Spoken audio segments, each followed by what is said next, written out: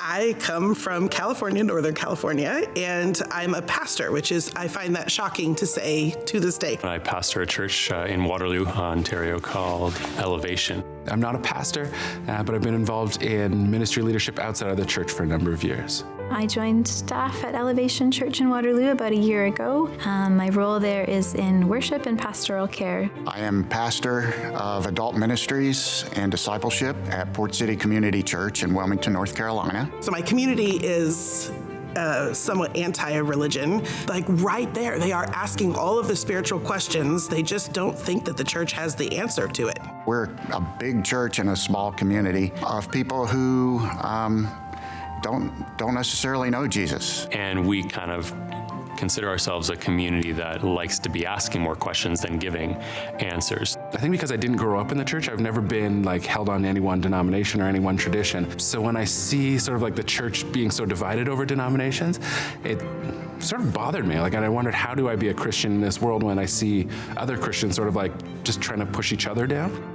So I think I found the Jesus Collective because of God, which is totally the Jesus answer to give. The rabbit trail that got me to connect to this thing that was happening at this point in time just feels a little bit like a miracle. One of the most important things about our discipleship is who we surround ourselves with. I don't learn everything about the kingdom on my own. I learn from talking with you. I learn from talking with other people who are sort of on this same journey. And so being able to collect all these people together in a network and talk with them and share with them in a relational way is a way for me to grow in my own discipleship. There's such a humble posture of learning, and so if that posture that we've seen in our church and the fruit of that, if that can be replicated in a larger scale among so many churches and so many others out there, I just think that has huge kingdom potential.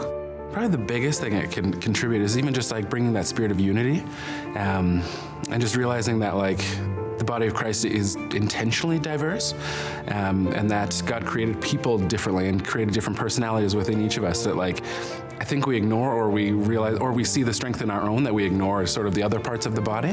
But the Jesus Collective, I think, helps to sort of bring that body together and actually, celebrate the thumb being a thumb and not look differently than the pinky finger, and realize that they're actually part of something bigger. There are a lot of people like myself and a lot of churches like ours that are looking for a real sense of belonging, whether they're part of a denominational family or not. And I think that by trying to focus on the things that are just the most central, I think Jesus Collective is going to resonate with a lot of people.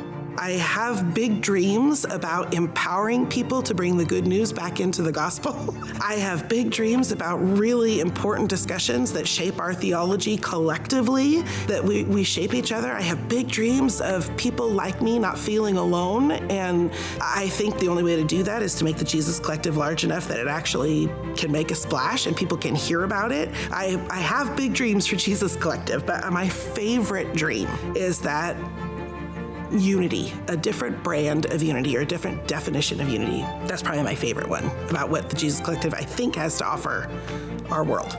I think every one of us that's in church leadership is just dying to make an impact. That we're pouring our life's blood out because we love our community and we want to see them encounter God, be set free. Who doesn't feel a sense of urgency about that? If anything is going to help me move faster in reaching our community, I'm in. And I feel like the Jesus Collective can actually help us do that well, do it well, and do it faster. That's a win.